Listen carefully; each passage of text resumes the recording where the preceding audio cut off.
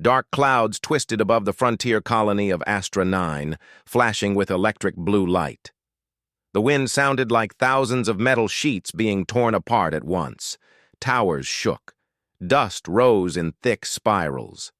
Every alarm in the settlement screamed at the same time. Commander Elias Ward stood inside the central command tower, staring at the sky through the cracked observation window. He had seen storms before.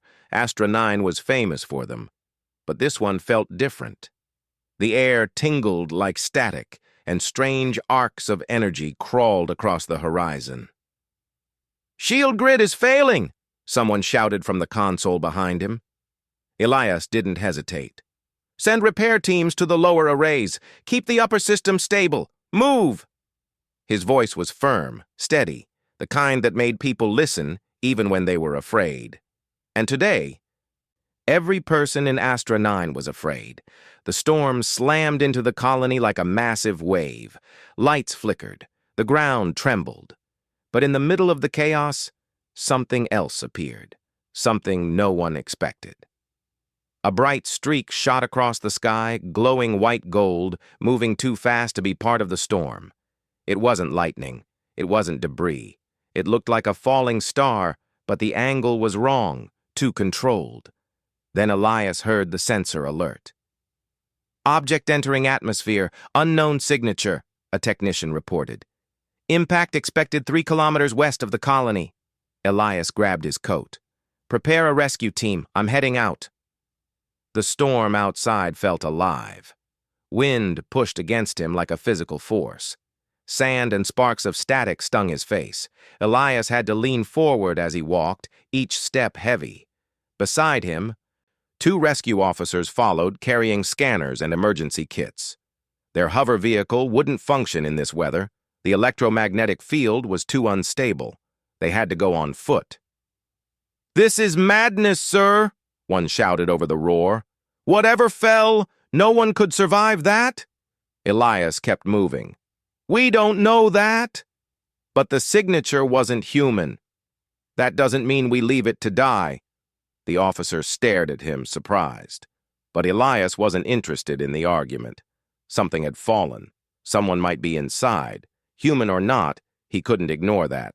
That was why Astra 9 trusted him.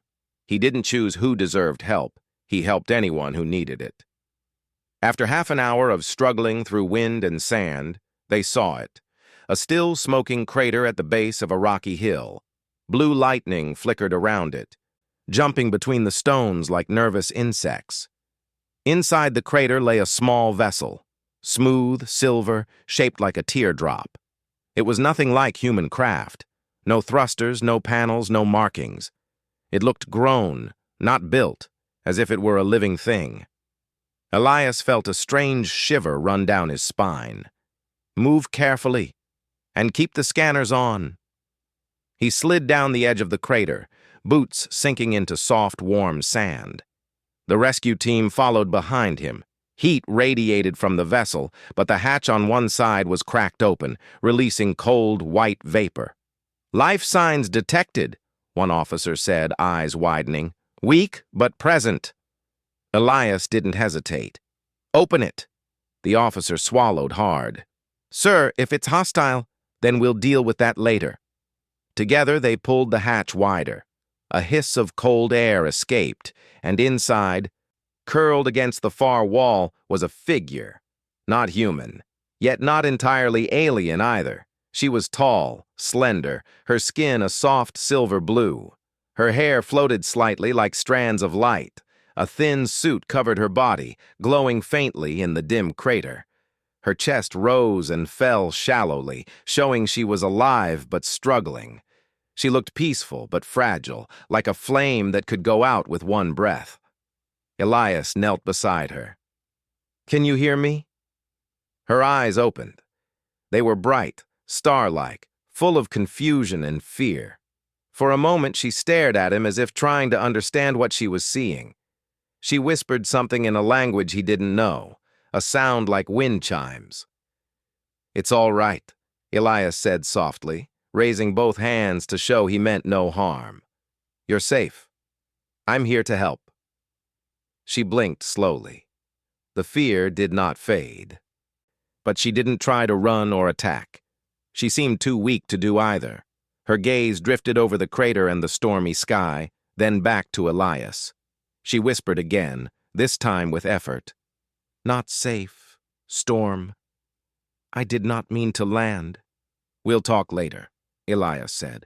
"Right now you need medical support." He looked at his officers. "Prepare the stretcher." As they moved forward, she lifted one hand, a gesture of refusal. "No, I must leave. My people—" "You can't fly anywhere in this condition," Elias said gently. "And your ship is damaged. If you try to leave now, you'll die." She stared at him, breathing shallowly. It was clear she knew he was right. But there was something else, too. A deep reluctance, a fear of staying anywhere for too long. "My name is Elias," he said carefully. "What's yours?" She hesitated, then whispered. "Kalira." "Kalira," he repeated, trying to pronounce it correctly. "I'm going to get you out of here. Trust me." Something in his tone made her stop resisting, as if she sensed he wasn't lying. She slowly lowered her hand. The journey back to the colony was slow, difficult, and dangerous. The storm only got worse. Lightning cracked the sky. Sand hit them like tiny stones. Elias walked beside the stretcher the entire time, shielding Kalira from the worst of the wind. More than once she tried to sit up. "I shouldn't stay. The Starborn do not touch the ground. Too long, too dangerous." Elias only shook his head. "You're injured. Staying is the only option you have." She looked at him with those glowing eyes again, confused. "Why do you help me?" "Because you need it," he answered simply. In her world, kindness without reason didn't exist. She didn't understand it. She kept watching him as if waiting for the moment he would change his mind, show his true intentions, or demand something from her. But Elias never did. When she grew too exhausted to speak, she closed her eyes and listened to the sound of his footsteps beside her. Steady, calm, unchanging despite the storm. For some reason, that steadiness made her feel safe. By the time they reached Astra 9's medical wing, Kalira was barely conscious. The colony lights flickered around them, but the inside was warm compared to the storm outside. Doctors hurried forward. "Commander, what?" "Non-human traveler," Elias said. "She's hurt. Treat her with care." Kalira's glowing eyes flickered open one last time. She saw bright lights, strange equipment, humans rushing around her. It was overwhelming, but then she saw Elias again, standing nearby, watching over her. She reached toward him weakly. He stepped closer, taking her hand gently. "You're safe now," he said again. And for the first time since she crashed, Kalira believed it. She didn't mean to stay. She had planned to leave the moment she could. But as darkness pulled her into unconsciousness, one strange thought settled in her mind. Maybe leaving wouldn't be as simple as she thought. Kalira woke to the soft hum of machines and the faint scent of clean air. For a moment, she didn't remember where she was. Her last memory was the storm, the crash, and the human commander who had carried her through chaos. Her eyes opened slowly. She lay on a medical bed inside a bright, quiet room. The walls were smooth metal painted with a warm color to make the place feel less cold. A window showed a calm sunrise outside. The storm had passed. She tried to sit up, but pain spread across her ribs. A calm voice came from the corner. "Easy. Don't force yourself." She turned her head. Elias stood near the doorway, arms crossed loosely, watching her with steady eyes.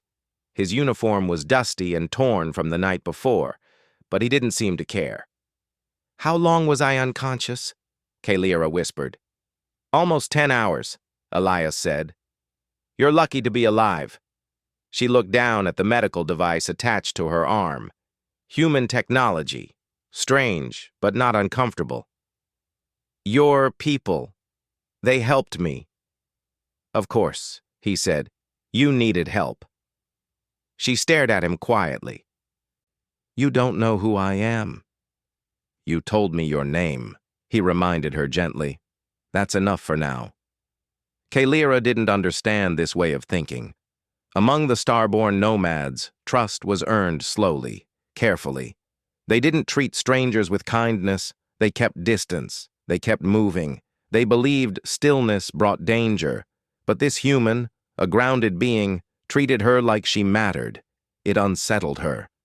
Later that morning, once Kalira could sit up without dizziness, she was moved from the medical bed to a quiet corner with a view of the colony. A doctor explained the damage to her body and then left her to rest. Elias returned soon after with a small tablet in his hand. I thought you might like something to keep your mind busy, he said, handing it to her. The tablet lit up, showing a simple interface and moving images. News, maps, information about Astra 9, its history, its people, its goals. Kalira touched the screen curiously. The device responded instantly. You live in a strange world, she murmured. Elias smiled slightly. We make it work. He stood beside her, looking out the window. Astra 9 is a frontier colony. It was built to help travelers and keep the peace in this region. It's not perfect, but we try. Kalira studied him. His voice was calm, but she sensed something deeper. Responsibility, weight, burdens he didn't show. You are the leader here. I'm the commander, he corrected, but we all share the work. And you saved me? I'm glad I did, he said simply. She turned her face away. His kindness felt heavy. She didn't know how to respond. As the days passed, Kalira healed faster than the doctors expected. Her alien biology responded quickly to treatment, and soon she could walk with only a slight discomfort in her side. Elias visited her often, checking on her progress, but he never pushed, never asked personal questions. He kept a respectful distance, letting her adjust to his world. One afternoon, he found her standing outside the medical center, staring at the colony. Astra 9 was rebuilding after the storm. Humans worked together, repairing broken panels, fixing towers, sharing tools and jokes. Children ran through the dusty streets laughing. Shops reopened. Engineers climbed tall poles to restore lights. Kalira watched with fascination. Your people. They rebuild fast. We have to, Elias said, stepping beside her. Out here, no one else is going to save us. She tilted her head. You aren't afraid of storms? We're afraid, he admitted. But fear doesn't stop us. We keep going. Kalira felt something warm move in her chest. Her people moved through the stars with pride, but they never settled long enough to rebuild anything. They escaped problems. Humans faced them. It made her wonder which way was stronger. As her strength returned, Kalira offered to help with small tasks around the colony. She didn't want to sit and watch all day. She needed to move, to understand this place that felt so different from her own life. The colonists were nervous at first. She was tall, glowing, and clearly not human. But when Elias introduced her personally and assured everyone she was a friend, the fear softened. Kalira helped repair communication arrays. She used her heightened senses to detect energy leaks the humans couldn't see. She explained small improvements that could stabilize their equipment. The colonists respected her quickly. One evening, while they worked on a power line, a group of engineers gathered around her. How does your technology work? One asked. Kalira paused. Among Starborn, knowledge was guarded. But these people weren't trying to steal, just understand. It listens to energy, she answered. It flows with the universe, not against it. Elias, who stood nearby, watched the exchange with quiet pride. Kalira realized it was the first time she had spoken freely about her people. Somehow, the colony made her feel safe enough to do so, but the peace didn't last. 2 days later, Kalira woke with a strange sensation. Pressure in the air, a shift in energy. Like distant thunder no one else heard. She sat up sharply. Something was coming. She hurried outside. The sky was clear, but the feeling grew stronger. Fear tightened her chest. This wasn't weather. It was movement. Ships, many of them, cutting through space toward Astra 9. Elias saw her from across the courtyard and walked toward her. "Kalira, what's wrong?" She pointed at the horizon. "You must prepare your defenses." His expression shifted instantly, serious, alert. "Explain." "I can sense them. My people call it star pressure. Signals from mass approaching objects. There are ships coming. Hostile ones." Elias didn't question her. He trusted her already. "How long?" "Hours," she said. "Which direction?" She closed her eyes, feeling the pressure in the air like a distant drum. "North." "Fast." Elias turned to the nearest officer. "Sound the alert. Now." Sirens filled the air. People ran to their positions. Shields powered up. Defense cannons aligned. Kalira stood beside Elias as the colony prepared for war. "You should go inside," he told her. "You're still healing." "No," she said firmly. "These attackers, they do not forgive. They take what they want. If I leave you, they will destroy your home." Elias looked at her, surprised. "Kalira, you don't owe us anything. You can hide until the danger passes." She shook her head. "I didn't mean to stay in this place. I didn't mean to trust you. But your kindness, it changed something in me." She met his eyes. "Humans helped me when they had every reason not to. I will not leave you to fight alone." He didn't speak for a moment. His jaw tightened with emotion he didn't show often. "Then we stand together." She nodded. The enemy ships appeared hours later, dark, angular, and full of weapons. The sky filled with the sound of engines and energy blasts. Astra 9 shook with the impact of their first strike. Kalira moved like lightning, her senses guiding her to weak points in the enemy attack patterns. She warned soldiers, redirected energy lines, and helped stabilize shields. Elias fought on the front lines, fearless and determined. When the shield generator overloaded, Kalira leapt forward and absorbed the blast, redirecting the energy safely into the ground. The colonists stared at her with awe. When Elias was pinned behind debris, Kalira pushed through falling metal to pull him free.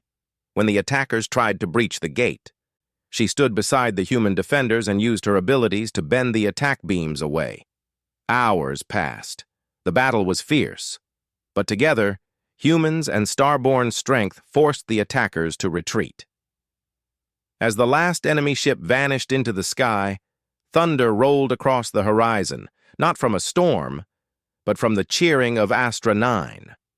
Kalira breathed heavily, exhausted but alive. Dirt covered her silver-blue skin, and her glowing hair dimmed with fatigue.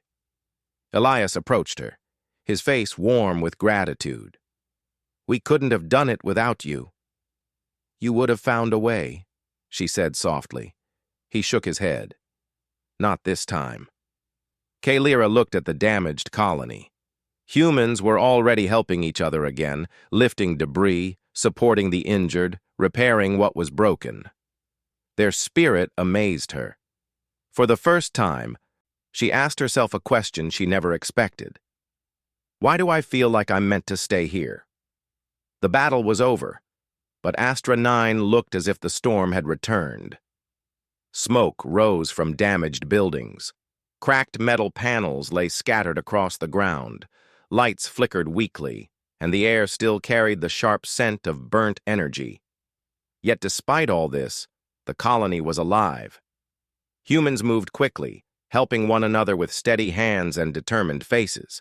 Some carried tools, some carried stretchers, some simply stood offering water or support to those who needed it. The energy was not fear anymore. It was hope. Kalira stood quietly on a small rise of land, watching the people below her. Her body ached, and her glowing hair had dimmed almost to gray.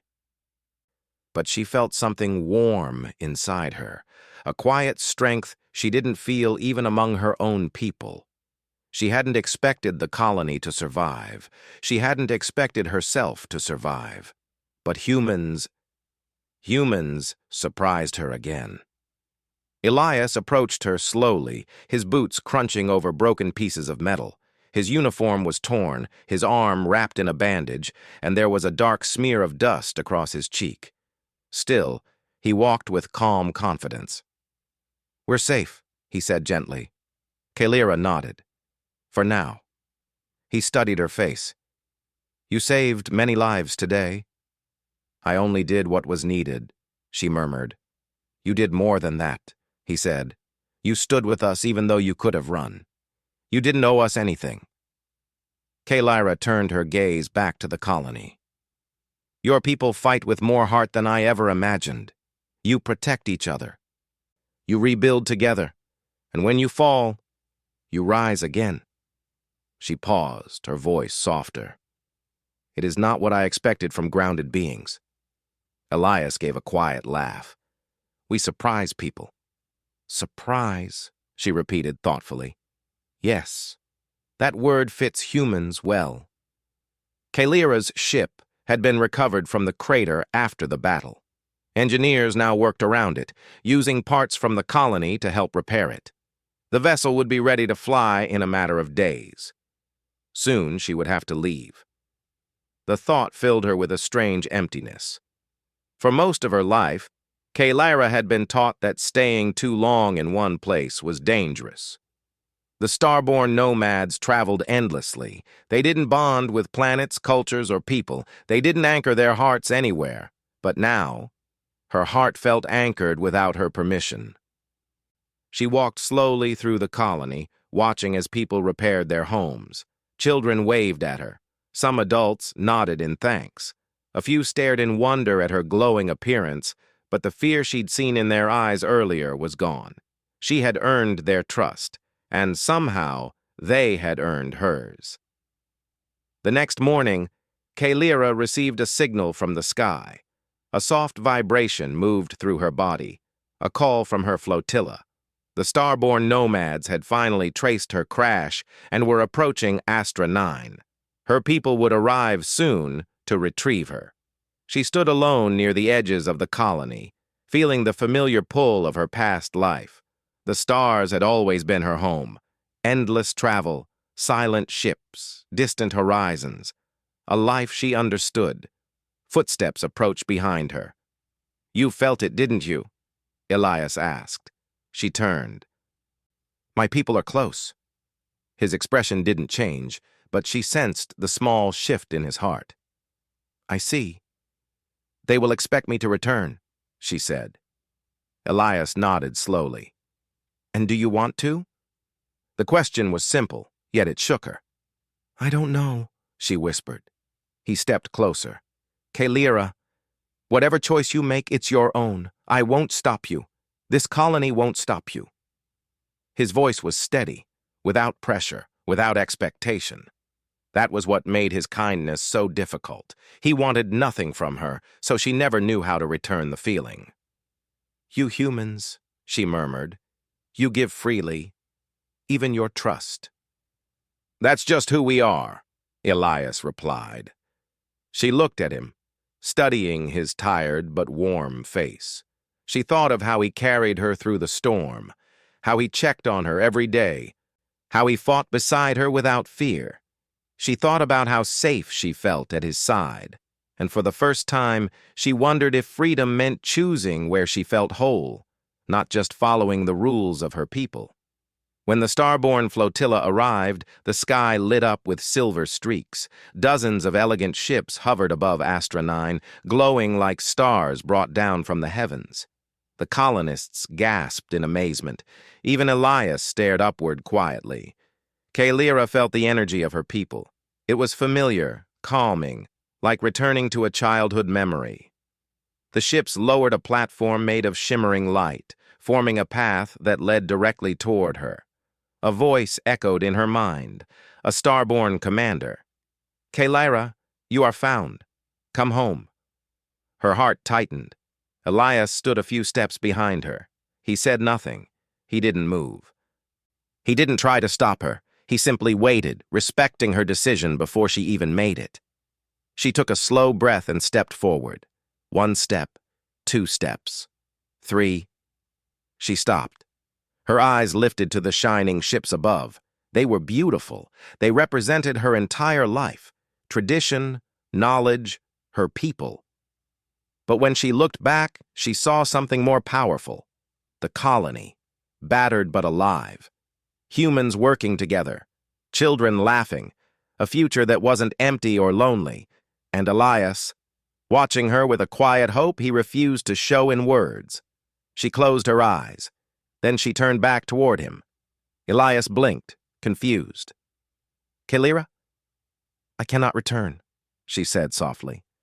Not yet. Maybe not ever. His breath caught. Are you certain? She nodded. My people taught me to run from danger, to avoid attachment.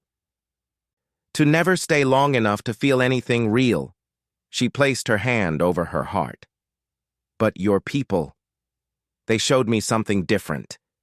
He took a careful step closer. What did we show you? That kindness is not weakness, she whispered.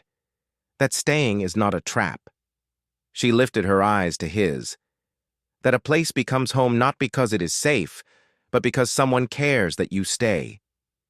Elias exhaled slowly. And you want Astra 9 to be your home? Kalira's voice shook with emotion. I want to stay with people I trust, with people who fight for each other, with people who gave me reasons to stop running. Silence stretched between them, filled with unspoken meaning. Then Elias smiled, small, genuine, full of warmth. Then, welcome home, Kalira. Her flotilla didn't argue. Starborn rules were strict. But they respected personal choices when they were made with conviction. One by one, the glowing ships lifted away, disappearing back into the stars. Kalira watched them fade, feeling a strange mix of sadness and peace. She had closed one door but opened another. Elias stood beside her on the colony's watchtower, the wind brushing gently against them. Are you sure you won't miss traveling the stars? He asked. I will, she answered honestly. But I found something here the stars never gave me. What's that? She looked at him with quiet gratitude. A reason to stop leaving? The sun rose slowly over Astra 9, lighting the damaged roofs and broken towers in gold. It wasn't perfect. It wasn't easy. But it was alive. And it welcomed her. Kalira stood taller, her glowing hair brightening once more. She didn't mean to stay. She didn't plan to trust humans. But his kindness and humanity's stubborn, shining spirit made her forget why she ever wanted to leave.